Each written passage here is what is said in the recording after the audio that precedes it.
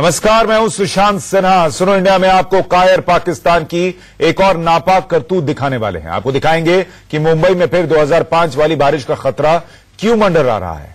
साथ ही आपको दिखाएंगे कि नीतीश ने आज इशारों में तेजस्वी यादव को लेकर क्या कहा। लेकिन सबसे पहले आपको दिखाते हैं यूपी के इलाहाबाद से आई बवाल की तस्वीरें। इलाहाबाद सेंट्रल यूनिवर्सिटी में आज जबरदस्त हंगामा हुआ। हॉस्टल खाली कराए जाने के विरोध में छात्रों ने जमकर बवाल किया है। नाराज छात्रों ने यूनिवर्सिटी गेट पर पुलिस की एक जीप समेत कई वाहनों को आग के हवाले कर दिया। छात्रों की भीड़ ने कई विभागों में पथराव कर जबरदस्त दफ्तर जबरन बंद करा दिए। उसके बाद कई राउंड हवाई फायरिंग की और साथ ही देसी बम भी फोड़े। छात्रों और पुलिस में जमकर झड़प हुई। इस दौरान कैंपस और बाहर काफी देर तक अफरा तफरी की स्थिति रही। छात्रों को काबू में करने के लिए पुलिस ने भी हल्का बल प्रयोग किया।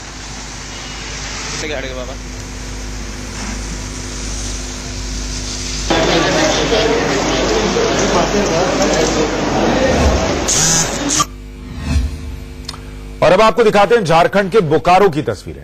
यहां पर महिलाओं को बेरहमी से पीटा गया। कुछ लोगों ने महिलाओं पर लाठी डंडे से हमला किया। महिलाएं रहम की भीख मांगती रहीं, लेकिन किसी का दिल नहीं पसीजा। बताया जा रहा है कि इन दो महिलाओं को इनके प्रेमी के साथ पकड़ा गया था और उसके बाद मामला पंचायत पहुंचा तो पंचायत ने फरमान जारी किया कि दोनों शादीशुदा महिलाओं की पिटाई उनके ही प्रेमियों से कराई जाए।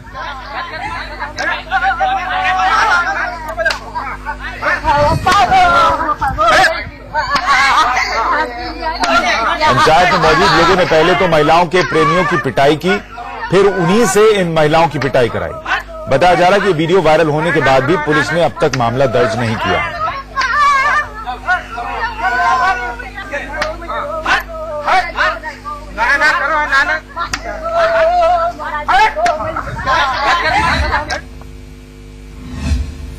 वहीं उत्तर प्रदेश से आज एक चौंका देने वाली तस्वीर सामने आई। यहां एक महिला के घर में रखे संदूक को खोला गया तो उसमें से उसका आशिक बाहर निकला। तस्वीरें यूपी के उन्नाव की हैं जो इन दिनों वायरल हो रही हैं।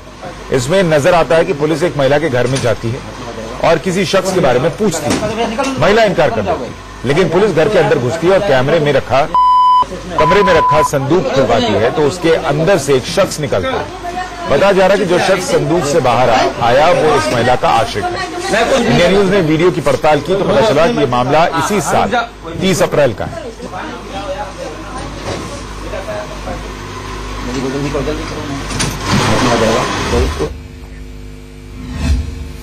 गुजरात के मोरबी में उस वक्त हड़कंप मच गया जब गैस से भरी एक टैंकर पलट गई। हादसे के बाद चारों तरफ धुएं का अंबार फैल गया। टैंकर में नाइट्रोजन गैस भरी हुई थी। बताया जा रहा है कि टैंकर मुंबई से भचाऊ जा रहा था, लेकिन मणिया हाईवे पर ओवरटेक करते वक्त टैंकर पलट गया। टैंकर के पलटते ही गैस फैल गई, जिसके बाद जो तस्वीरें सामने आई वो बेहद भयानक थी।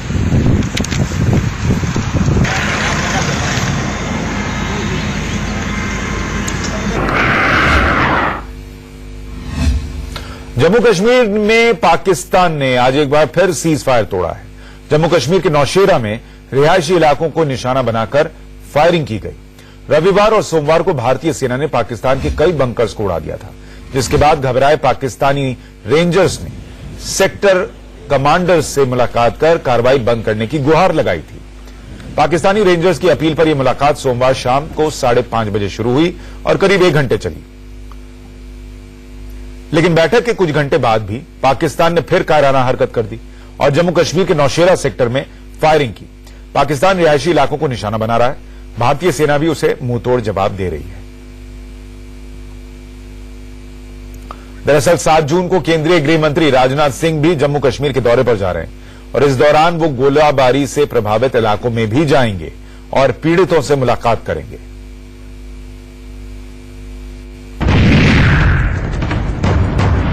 ये गांव लगभग 6 किलोमीटर दूर है बॉर्डर के इलाके से और इस गांव में कानाचक सेक्टर में पड़ने वाला ये गांव जो है इसको पाकिस्तान ने निशाना बनाया है। कल एक मोटार जो है यहां आकर इस पोल्ट्री फार्म की छत पे आकर गिरा और इस छत की हालत आप देख सकते हैं। ये पूरा छत जो है वो टूट चुका है और लगभग 10 फीट बड़ा एक गड्ढा इस छत में हो चुका है और उसके बाद जब यहां पे गिरा है उसके बाद यहां अंदर जो भी चीजें सामने आई वो टूटती चली गई। मेरे साथ एक यहाँ युवक है जो उस वक्त जहां था। पहले ये दिखाऊंगा, ये देखिए किस तरह से मोटी जो पिलर्स हैं लोहे के यहां पे लगाए गए हैं, इन पिलर्स को इन्हीं मोटार शेल के लगने के बाद जो है वो सुराख हो चुके हैं, टूट चुके हैं। मेरे साथ यहाँ एक युवक है जो यहाँ काम करता है इस पोल्ट्री फार्म में, इसी से बात करता हूँ। ये हुआ क्या था कल? कल 9:30 बजे हुआ था। ये क्या हुआ, क्या बम गिरा के यहाँ? जी हाँ, गोला गिरा था ऊपर से सीधा आगे फार्म के नीचे आया था सीधा, तो सारा टूट गया ये फिर? जी हाँ। समझ सकते हैं 6 किलोमीटर अंदर के इलाकों को टारगेट करके पाकिस्तान कौन सी बहादुरी दिखाना चाहता है। वीके सिंह जी, पाकिस्तान है कि मानता ही नहीं? देखिए, ऐसा है कि पाकिस्तान के बारे में हम हमेशा कहते हैं कि वहां पर एक सरकार है और एक फौज है। कौन किसके ऊपर हावी है उसके ऊपर मुनस्सर करता है कि पाकिस्तान की हमारे प्रति नीति क्या होगी। मुझे लगता है कि जिस तरीके से चीजें चल रही हैं उसमें जो हमने उनको बोला है शायद इसके ऊपर वो विचार करेंगे, क्योंकि जब गोली चलती है दोनों तरफ से तो कोई ना कोई उसके मरता है। तो आपको लगता नहीं कि कुछ तो अब करना चाहिए? क्या करना चाहिए? आप तो पूर्व सेना अध्यक्ष भी रहे हैं, एक फौजी के नाते आपको क्या लगता है? देखिए, पहली चीज तो इस चीज को समझिए कि हमारे लोग चुपचाप से नहीं बैठे। जब गोली चलेगी तो हमारे लोग भी उसका जवाब देंगे। और एक फौजी के नाते मैं ये कह सकता हूं कि जैसा आपने देखा होगा कारगिल से पहले बहुत गोलाबारी होती थी, क्योंकि वो कुछ ना कुछ करते रहते थे, उसी तरीके से सेना के पास बहुत तरीके हैं। और अब खबर बिहार से। नीतीश कुमार ने आज एक कार्यक्रम में बोलते हुए बिहार के पूर्व डिप्टी सीएम और आरजेडी नेता तेजस्वी यादव पर निशाना साधा। नीतीश ने कहा कि कुछ लोग सिर्फ ट्विटर की राजनीति करते हैं, बाकी उन्हें कुछ नहीं करना। नीतीश ने तेजस्वी का नाम लिए बिना कहा कि लोग सिर्फ परिवार के बलबूते राजनीति करने आए हैं।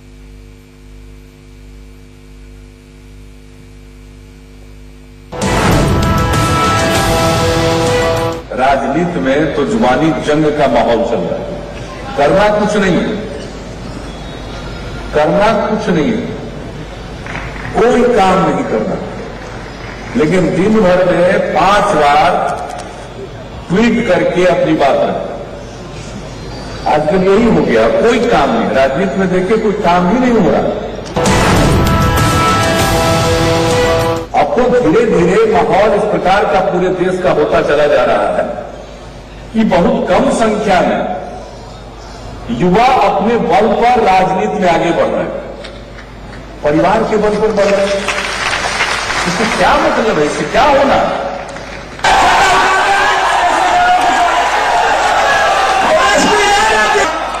अब आपके बीच में लोगों को उत्प्रेरित करने का काम किया। हमेशा उनका अपना भी ऑर्गेनाइजेशन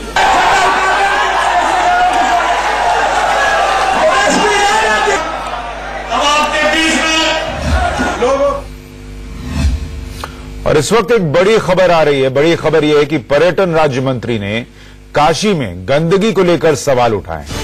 काशी यानी प्रधानमंत्री नरेंद्र मोदी का संसदीय क्षेत्र और पर्यटन राज्य मंत्री का बड़ा बयान।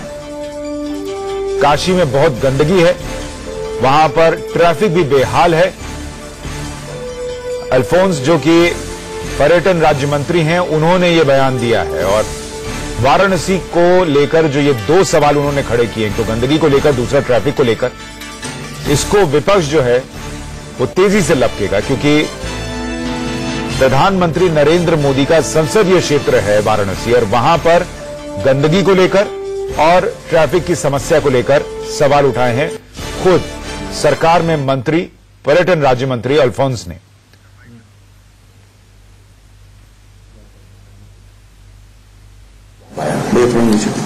हाँ, अभी तो वाराणसी और सारनाथ में 5 लाख टूरिस्ट आ रहे हैं, ये बहुत कम है।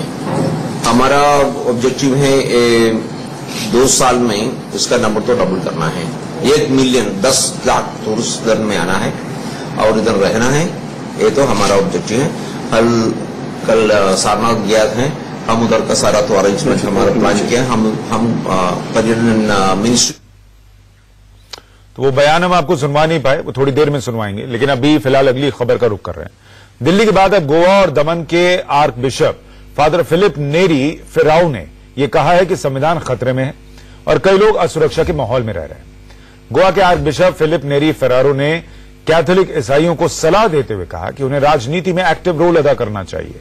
यही नहीं, फेरारो ने एक तरह से इशारों में मौजूदा सरकार पर हमला करते हुए कहा कि आज विकास के नाम पर लोगों को उनकी जमीन और घरों से उजाड़ा जा रहा है, मानवाधिकारों का हनन किया जा रहा है। हाल के दिनों में एक नया ट्रेंड देखा गया है कि देश में एकरूपता थोपने का प्रयास किया जा रहा है। नकवी साहब, एक बड़ा आरोप लगाया गया आर्च बिशप द्वारा। देखिए, चुनाव के मौसम में इस तरह के फतवे, इस तरह के फरमान बहुत से सुनाई पड़ेंगे, दिखाई पड़ेंगे।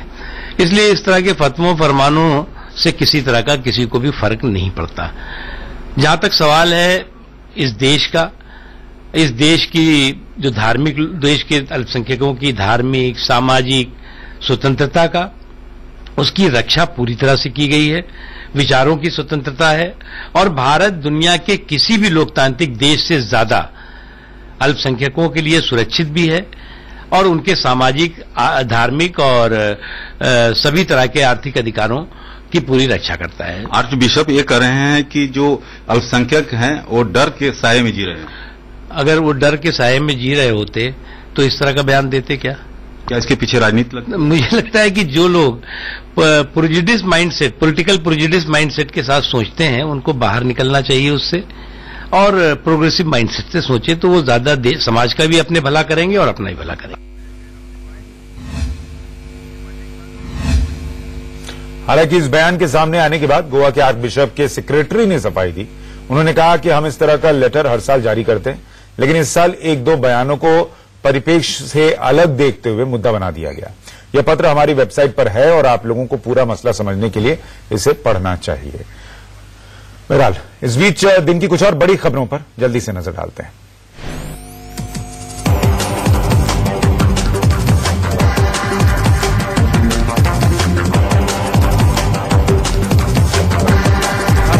एहतियात के तौर पर सीआरपीएफ की 15 कंपनियां तैनात की गई हैं। सेना ने आज फ्लैग मार्च भी किया। शिलांग में सभी प्रवेश मार्गों पर सुरक्षा बढ़ा दी गई है।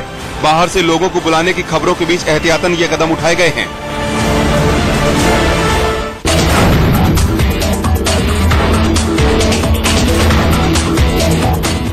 कांग्रेस नेता शशि थरूर की मुश्किलें बढ़ने वाली है। सुनंदा पुष्कर की मौत के मामले में दिल्ली की पटियाला हाउस कोर्ट ने उन्हें आरोपी माना है। कोर्ट ने समन जारी कर शशि थरूर को 7 जुलाई को पेश होने का आदेश दिया है। दिल्ली पुलिस ने 3000 पन्नों की चार्जशीट कोर्ट में दायर की, जिसके आधार पर कोर्ट ने थरूर को आरोपी माना है। आपको बता दें कि शशि थरूर की पत्नी सुनंदा पुष्कर की 17 जनवरी 2014 को दिल्ली के एक 5 स्टार होटल में संदिग्ध परिस्थितियों में मौत हो गई थी।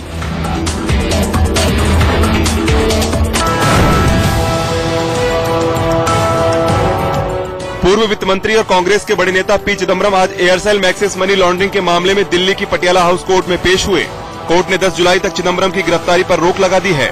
पहले ये रोक 5 जून तक के लिए थी। इससे पहले ईडी ने चिदम्बरम से करीब 3 घंटे तक पूछताछ की। आपको बता दें कि 3500 करोड़ रुपए के एयरसेल मैक्सिस सौदे में चिदम्बरम की भूमिका जांच के घेरे में है।